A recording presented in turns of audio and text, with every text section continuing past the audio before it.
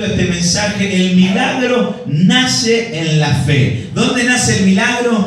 En la fe. Una vez que tenemos fe para recibir el milagro, es el comienzo. Tal vez después podríamos decir el final o como consecuencia de la fe es el milagro. Pero primero tiene que haber fe. Decirle que tiene a tu lado, primero tiene que haber fe. Dice la palabra del Señor en el versículo 35 de Lucas 18. Lo tenemos acá, lo podemos leer todos. Dice: aconteció que acercándose Jesús a Jericó, un ciego estaba junto al camino mendigando. Y al oír a la multitud que pasaba, preguntó qué era aquello, qué es lo que estaba pasando. Y le dijeron que ¿quién pasaba por ahí? Jesús el Nazareno. Hacemos un parate ahí para avanzar en este primer punto.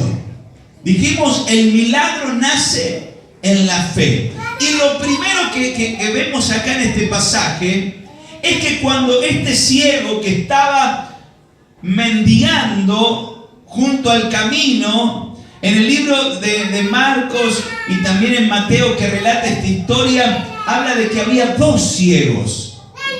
Quiere decir que era un lugar donde allí ponían en cierta forma la resaca, las personas que nadie tenía en cuenta, las personas que estaban necesitadas y que no podían por sí solas hacer algo. Entonces estaban ahí. Es más, uno de los evangelios dice que tenía una capa puesta. Y algunos estudiosos hablan de que esa capa era la forma de identificar que una persona tenía una cierta discapacidad o una cierta imposibilidad. Entonces tenía puesta una capa. Y entonces vemos allí que cuando este ciego está ahí, en esa condición de mendigo, en esa condición de necesitado, y encima ni siquiera estaba tenido en cuenta porque estaba junto al camino, quiere decir que estaba a un costado. ¿Cuántas veces nos hemos sentido a un costado? Tal vez en algunas oportunidades nos hemos sentido a un costado. A un costado en la economía, a un costado en la salud, a un costado de tal vez recibir algo, ¿no? Y uno ve, pero y uno hace y el otro también, o el otro recibe. Y a veces, muchas veces podemos sentirnos hasta nosotros mismos en nuestro corazón. Algunos médicos le van buscando algunas tal vez diagnóstico, algunos le están llamando ahora, como no encuentran significado, le ponen pánico, otros le encuentran depresión, tantas cosas que hacen que la persona tal vez se sienta a un costado. Y uno dice, pero ¿cómo puede ser si tiene esto, tiene lo otro? Hoy un hermano por la mañana contaba el testimonio de que lo fueron a golpear la ventana por la noche, ¿no? Personas que estaban bien económicamente, pero dicen, necesitamos, vos vas a la iglesia porque necesitamos algo. Claro, uno se da cuenta que el vacío en el corazón, en el alma, no lo puede llenar muchas veces ni la economía, ni la familia. Uno puede decir, no, estamos viendo tiempo, uno dice, pero mirá qué linda familia, pero por dentro hay un vacío, hay una necesidad. Pero mirá qué bien esta persona, cómo progresó, pero por dentro se siente a un costado. Y tal vez nosotros en alguna oportunidad, y este Bartimeo, este ciego, se sentía a un costado. Pero ¿qué pasa? Él escucha, porque claro, al no poder ver, escucha que una gran multitud estaba pasando por ahí, por ese camino donde él estaba al costado. Y comienza a escuchar que algo estaba pasando. Y a mí me encanta, cada vez que oro, yo le digo, Señor, algo tiene que pasar. Señor, tú estás y algo tiene que pasar. No sé usted, pero yo estoy esperando que pasen cosas. Que pasen cosas buenas, estamos esperando crecer, estamos esperando avanzar, no sé, que está tal vez acá esperando un milagro. Señor, algo tiene que pasar, Señor, algo tiene que empezar a funcionar, Señor, algo tiene que cambiar, Señor, algo tiene que empezar a activarse, algo tiene que pasar. Y este ciego escuchó que estaba pasando una multitud, algo estaba pasando. Yo digo, ¿cuánta gente tal vez hasta pasa por la vereda o escucha tal vez una grabación o lo ve a usted y dice, pero algo tiene que haber ahí? Algo tiene que haber. Esa familia que estaba destruida desde que fue a la iglesia, no cambiaron, no, antes se agarraban a los palos y ahora se agarran a los besos. Está bueno eso. Antes Antes se tiraban con, no sé, con plato y ahora se tiran con flores de jardín del Edén. Algo pasa, algo tiene que pasar cuando está Jesús. Cuando está el Señor, algo pasa. Decirle que tenga a tu lado, cuando está Jesús, algo pasa. Algo cambia, ¿no? Y acá vemos a este hombre que en primer lugar reconoció que Jesús estaba cerca. Y ahí por eso le titulé al mensaje, el milagro nace en la fe. En él algo nació. Él algo experimentó. Algo se le sacudió por dentro. Algo, no, yo no sé si se le habrá puesto la piel de gallina. Yo no sé si la unción del Espíritu Santo que estaba Jesús pasando por ahí. Pero él en primer lugar reconoce que Jesús estaba cerca. Porque dice, acercándose Jesús. Esto me encanta. Diga conmigo, esto es para mí. Porque ¿sabe quién dio el primer paso? Jesús. ¿Sabe quién dio el primer paso para que usted esté acá en esta noche? Para que usted le conozca, para que usted reciba un milagro. Jesús dio ese primer paso. Jesús decidió pasar por Jericó, donde estaba este hombre. Jesús decidió pasar por nuestra casa, y lo veo a mis padres, hace 30 y pico de años. Jesús fue el que decidió pasar por nuestra familia. Jesús decidió pasar por su familia. Jesús decidió pasar por su casa. Jesús fue el que decidió tocarle la puerta. Jesús fue, no sé de la forma que usted llegó aquí a la iglesia, pero tal vez a otra iglesia, alguien lo invitó, alguien lo pasó a buscar, tal vez fue una campaña. Ahora que estamos organizando la campaña, Jesús quiere pasar y está pasando por Junín, y algo poderoso va a pasar. ¿Cuántos me dicen un fuerte gloria a Dios? Denle fuerte ese aplauso al Señor, porque es Jesús el que está pasando. Quiere decir que Jesús fue el primero que dio el paso. Y eso es lo que nos pasa a nosotros. Jesús siempre nos está buscando. Y por eso nosotros tenemos que reconocerle. Muchas veces, hermanos, las personas pueden decir, pero si Jesús yo no lo veo. ¿Pero dónde está? A ver, muéstrenmelo. En esos tiempos, por eso yo escribí, Jesús estaba corporalmente pasando por Jericó. Pero la buena noticia es que Jesús es omnipresente. Diga conmigo, Jesús es omnipresente. ¿Qué quiere decir omnipresente? Que está en todos lados a la vez. Está acá, en casa de Jesús, obviamente que es su casa. Está en la China, está con los hermanos que tal vez ahora están orando en otro lado. Jesús está porque una de las características primordiales de Dios, de Jesús, es su omnipresencia, que Él está en todos lados. ¿Cuánto me dicen gloria a Dios? No, eso es bueno, porque hay personas que dicen, no, pero tal vez, no, hay que ir a Jerusalén y tocar el muro de los lamentos. Vieron que, no, si llegás a tal lado y tocas tal cosa, o vas y te bañás en tal río, o haces lo otro, o vas y subís a la montaña, o vas y tocas al Gauchito Gil, o vas y le pones una cintita roja a esto, o vas y te pones la medallita de no sé cuánto. No, Jesús no se ve, pero Él es omnipresente. Y Jesús en ese tiempo estaba pasando por Jericó, pero Jesús ahora está en este lugar, está en nosotros. ¿Por qué? Porque está en nuestro corazón, aquellos que le recibieron. Por eso ahí escribimos, por medio del Espíritu Santo, Jesús está con nosotros. ¿Cuántos dicen un fuerte gloria a Dios? Aleluya, apláudale si quiere al Señor. Aleluya. Verso 38, mire qué interesante este otro versículo. Dice, entonces, claro, cuando le dijeron a este Bartimeo, o a este ciego, que Jesús se había acercado a Jericó, que Jesús había dado el primer paso, que Jesús estaba pasando por allí, entonces, ¿qué hizo este hombre? Dio voces diciendo, Jesús, hijo de David, ten misericordia de mí. Dio voces. ¿Se lo puede imaginar usted a un hombre desesperado, pero que sabía que era su oportunidad? Yo no sé, hay una frase que me parece muy interesante, dice que las oportunidades llegan como tortuga, pero se escapan como liebre. No, como diciendo, las oportunidades, ¿no?, van llegando, llegan. Tal vez alguno puede decir, yo tuve la gran oportunidad de mi vida, ¿no? Yo tuve, pero y tal vez a veces se escapan. Y yo digo, para este hombre era la gran oportunidad.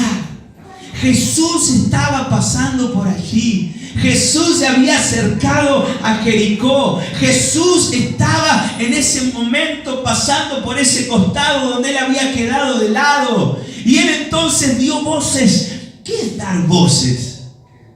Gritar, dice el hermano. No, llamarlo. Dar un clamor. Algunos le llaman clamar. Clamar es no solamente hacer un rezo, una oración. Clamar es algo que nace del corazón.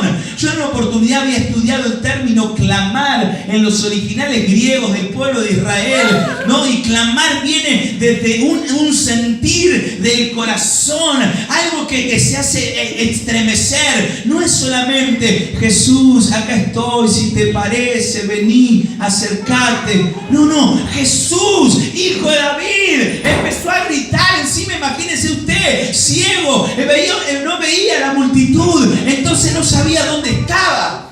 Tal vez escuchaba gente por allá y daba gritos para allá. Tal vez escuchaba, era una gran multitud y daba gritos para otro lado, porque él no sabía dónde estaba. Pero lo que él sí sabía es que Jesús era el enviado de Dios, el Mesías. Por eso, hermanos, ahí anoté que al reconocer a Jesús como el Hijo de David, ¿qué estaba reconociendo? Estaba reconociendo que Jesús era el enviado, el Mesías, el Salvador. Mira, hay una promesa que la encontramos en Jeremías capítulo 23, hablando del reinado de Jesús. Por eso este Bartimeo, hermano, no fue casualidad que él recibió el milagro. Diga conmigo, no fue casualidad.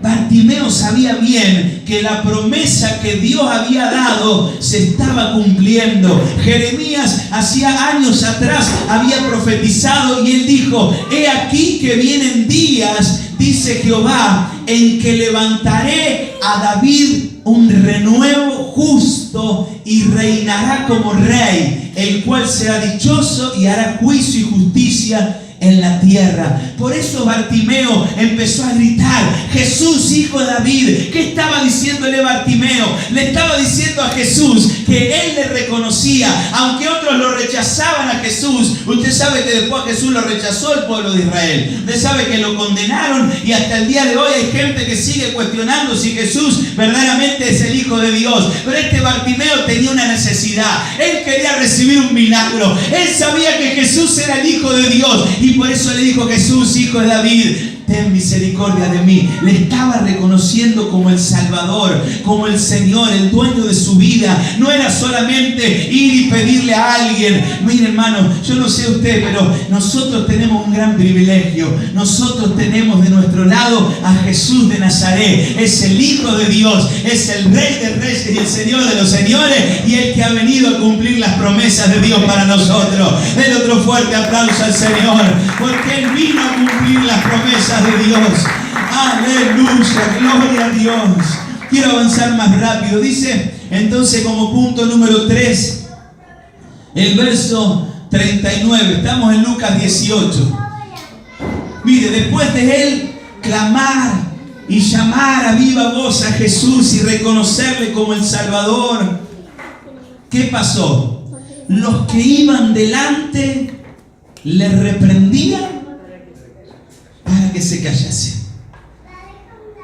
Pero ahí hay un pero. ¿Qué hizo él? ¿Se cayó? Se avergonzó y dijo: y bueno, no, tienen razón, no voy a seguir pidiéndole. No, les voy a hacer caso, muchachos, tienen razón ustedes. ¿Para qué voy a andar gritando, clamando? ¿O para qué le voy a andar pidiendo si estoy acá a un costado? No me va a hacer caso, no va a venir. ¿Dijo así? No, ¿qué hizo? Clamaba mucho más. Decí conmigo, clamaba mucho más. Y seguía otra vez: Jesús, hijo de David, ten misericordia de mí. ¿Sabes qué me habla esto? De que van a haber personas que a usted le van a querer hacer callar. Van a haber personas que a usted van a querer hacer que no venga más a la iglesia. ¿Sabe que anoche leíamos también la palabra del Señor en el libro de Hechos? Donde allí el apóstol Pablo había llegado a una ciudad y se encontraba una persona, falso profeta del pueblo judío, que lo único que hacía era estorbar a las personas para que no lleguen a Dios. Y los alejaba de Dios. Para que llegue a decir que era un falso profeta, quiere decir que los engañaba. Quiere decir que se vestía como una persona de Dios, pero no era de Dios. Quiere decir que se disfrazaba en cierta forma como un predicador o un profeta, pero los alejaba de Dios. Y acá pasaba más o menos igual. Y en estos tiempos sigue pasando la misma historia. Se van a seguir levantando personas, hombres y mujeres, para apagarle a usted la fe, para que usted no venga más a la iglesia, para que usted no ore más, para que usted se desanime. ¿Y qué es lo que tiene que hacer? Cuando venga esa persona, sí, yo voy a seguir yendo más. Sí, a vos te molesta que yo vaya a la iglesia. Tal vez no se lo van a decir directamente.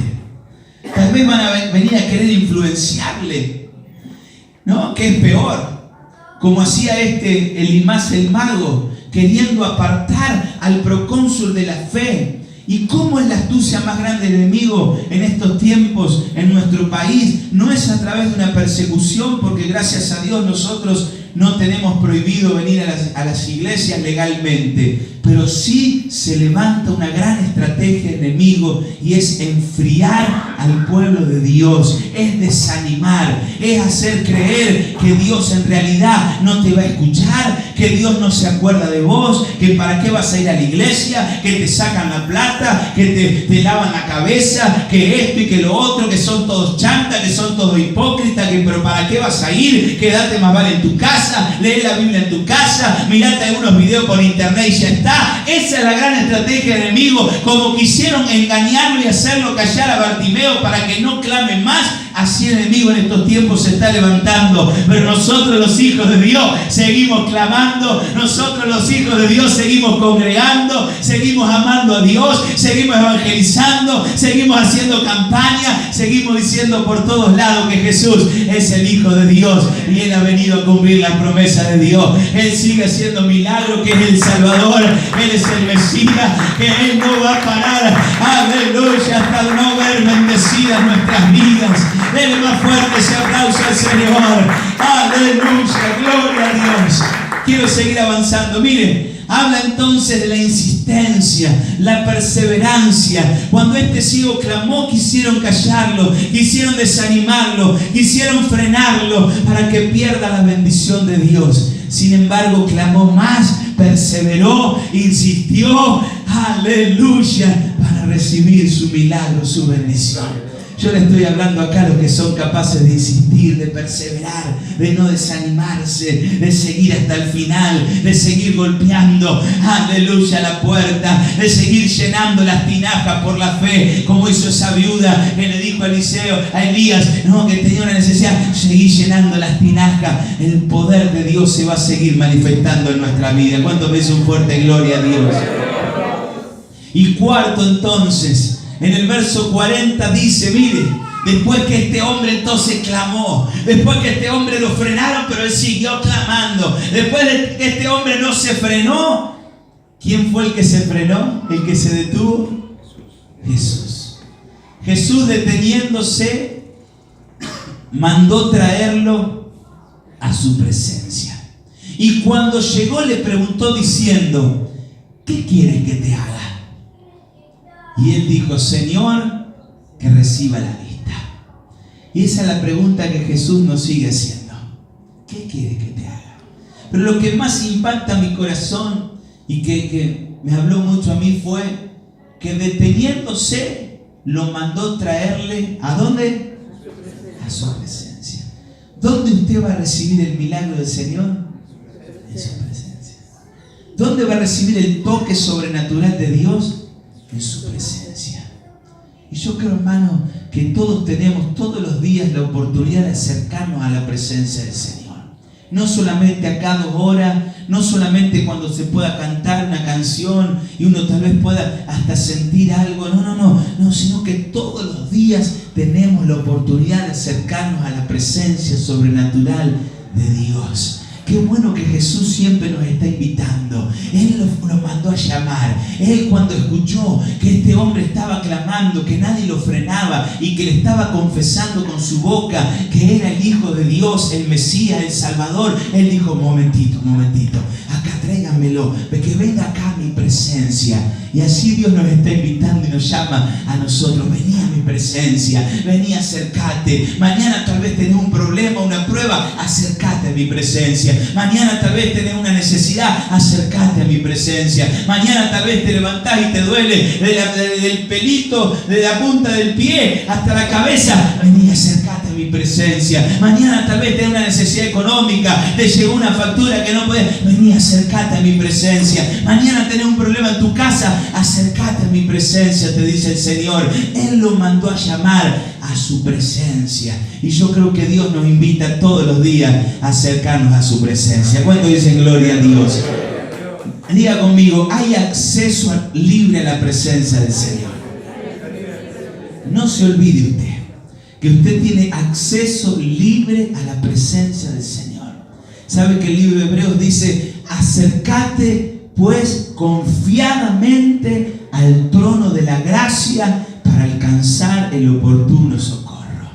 ¿Qué quiere decir eso? Acércate a la presencia del Señor. Acércate así como estás. Pero tal vez, Señor, me cuesta porque mi mente dice que no es posible. Pero yo me tengo que acercar a tu presencia. Pero tal vez, Señor, me cuesta porque me hirieron, porque me lastimaron. Bueno, Señor, yo me quito todo peso, me quito, Señor, toda angustia y me acerco a tu presencia. Pero, Señor, me duele, Señor, la espalda, me duele la rodilla, no sé qué hacer. El médico me dijo esto, me dijo lo otro, pero yo me acerco a tu presencia. Aleluya. Y entonces el Señor allí que te dice: ¿qué quieres que te haga? Tal vez, mire, hermanos, y con esto ya voy terminando, tal vez nos cuesta acercarnos a la presencia del Señor porque tenemos necesidades, porque tenemos angustia, porque tenemos dolor, y tal vez nuestra alma está quebrada, y muchas veces, hermano, hasta no nos va a dar ganas de acercarnos a la presencia del Señor, porque tal vez viene la duda: pero ¿será que Dios me escucha?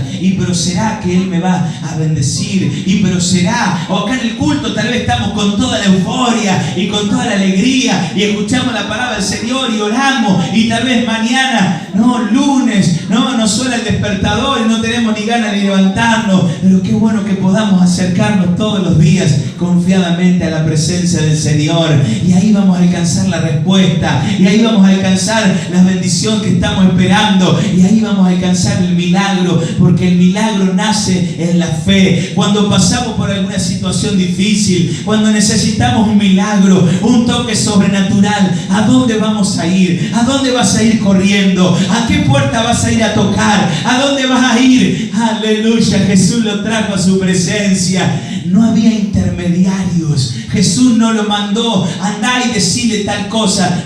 Jesús le dijo: que venga a mi presencia. Jesús no necesita intermediarios. Decí conmigo: Jesús no quiere intermediarios. Jesús quiere que yo vaya directamente con Él. Jesús quiere tener un trato directo con nosotros. ¿Sabe usted que Jesús quiere relacionarse todos los días con usted, conmigo? Quiere tener un trato personal. Jesús entonces le dijo en el verso 42, cuando este hombre le dijo: Maestro, yo quiero recibir la vista, yo quiero volver a ver. Jesús, ¿qué le dijo entonces? Recíbela, porque tu fe te ha salvado. Y luego vio y le seguía, glorificando a Dios, y todo el pueblo, cuando vio, dio alabanza a Dios. Fíjese lo que produce la fe. Fíjese que todo, entonces, podríamos decir, comienza con la fe. Y el milagro, entonces, cuando recibió este hombre a través del clamor, esa fe que comenzó con algo pequeño, tal vez como un grano de mostaza, eso que comenzó cuando escuchó que estaba Jesús pasando por allí, que se encendió una pequeña luz en su corazón, cuando empezó a ser sembrado en su corazón una pequeña semilla, ese milagro después se vio manifestado para la gloria del Señor. ¿Cuánto me dicen un fuerte gloria a Dios? Póngase de